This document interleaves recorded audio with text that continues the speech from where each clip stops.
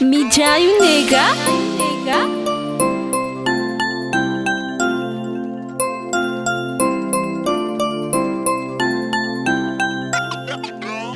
Tena tsy laviko fa ny any andafy tsara fa hafa ihany eto Madagasikara. Ahitana agegena sy filinina, ohatra hoe rehefa akaparikina tsy maintsy ampidinina le volume. Fonina vereto tsy de mampaninina fa mampalahelo le pisy misy mime. Rampino marary de hoe entina mbavaka, raha pastera anaovana rakotra miavaka. Raha toka sendra hoe misy blème fa daholo ny olana vony tapiamena. Zay malagasy hoa tena ty fikarohana, telecommande ho anenay kapokapohana.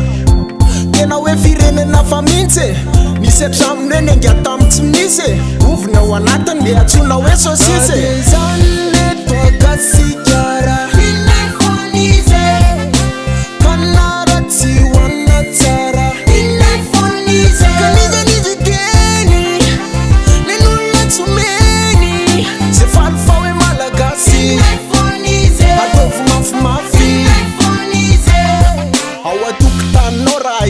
volamena de tsy an'lahy mifaharepirenena. Raha ahitana rongomo manirindray any larery fa tsisy idiranay. Mahay mifalo ny gasy na vonona kolaka, aizako jiro miverina de mampioraka. Tsisy marina na raha eto akoatrany rasta, rehefa manamana karena lazaina pakara. Rehefa mitondra fiara eto mila mifantoka, anaty lavaka misy lalana tapoka.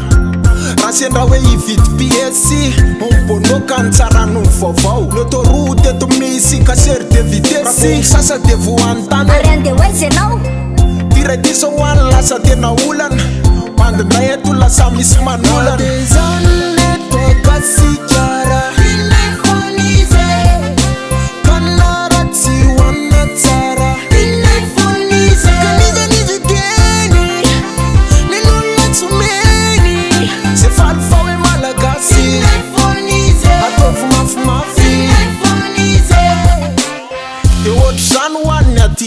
tsy alefa mafy le radio so tsy ely le lokamay.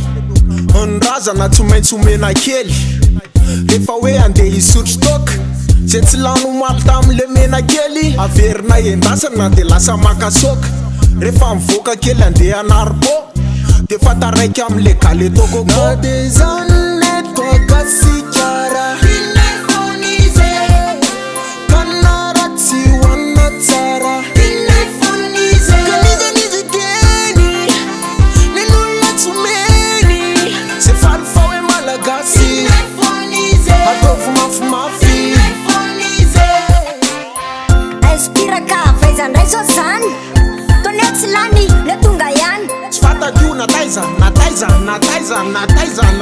nataiza